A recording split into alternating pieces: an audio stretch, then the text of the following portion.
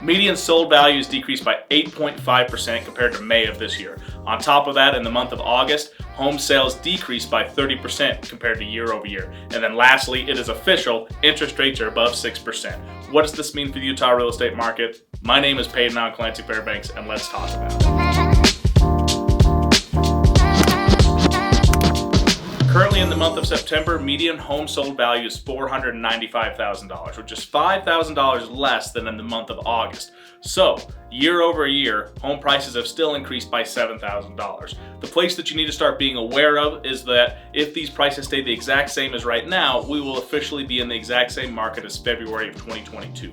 So we can expect that in March of 2023, we'll actually see prices starting to decrease year over year, or officially a bear market. And with interest rates increasing, that probably means it's going to happen sooner than that. So what does this mean? What do you do if you're in the real estate market right now here in Utah? If you're a buyer currently in Utah, the first thing that you have to acknowledge is that there's a chance if you buy a home right now, in 1 year, in 3 months, it's going to be worth less than what it currently is. So if you choose to buy a home, you need to be buying a home that's going to functionally really work well for you and something that you can own for 7 to 10 years. And then on top of that, you have to realize that currently homes are selling for about 95% of what the original list value was, meaning that you should expect to buy a home under list value typically. There's going to be some specific instances where you're going to buy it at list or even possibly above list, but that's not the typical situation right now.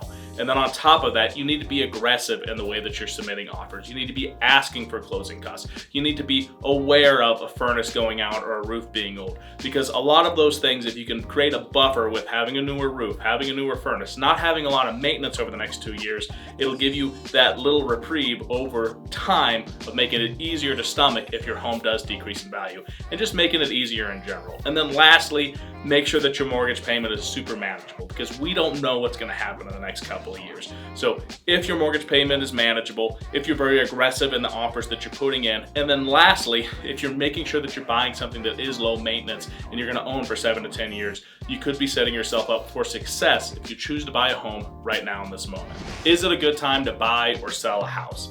The truth of it is, it's always the right and the wrong time to buy or sell a house. If you're looking to buy and you're comfortable financially and you have a plan of attack for getting into a home, willing to be aggressive, finding a home that suits you very well, and planning to own it for 7 to 10 years, it's not a bad time to try and buy a house, because you've got a lot of options and a lot of listings currently. If you're looking to sell, make sure you understand that you have a good reason to sell. You're either moving somewhere, you're trying to upgrade, or something like that. Yes, it's going to be more complicated than it was a year ago to sell your house, but it's going to be a lot simpler to buy a house. So at the end of the day, it all kind of weighs out.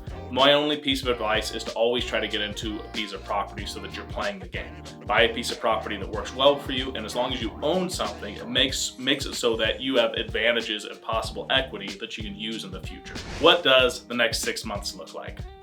Nobody knows. We don't have any idea, and I'm not trying to tell you that I'm certain anything's going to happen. But I do want you to be aware, interest rates have increased up to 6%, up to 6.5% for some people. We've even seen 7% interest rates for some loans. This is the catalyst which caused the price decreases here in Utah.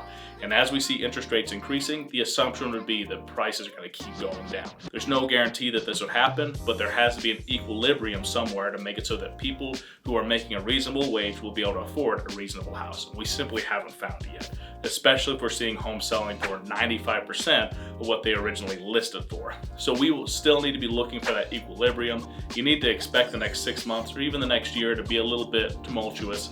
We all need to be aware going into all of it. It's all going to be okay, but be aware, take your time, find a deal, put effort into selling your house, and let's keep on trucking. Found this information useful, a like and subscribe is super handy. If you've got anything that you're wondering about, please leave it down in the comments.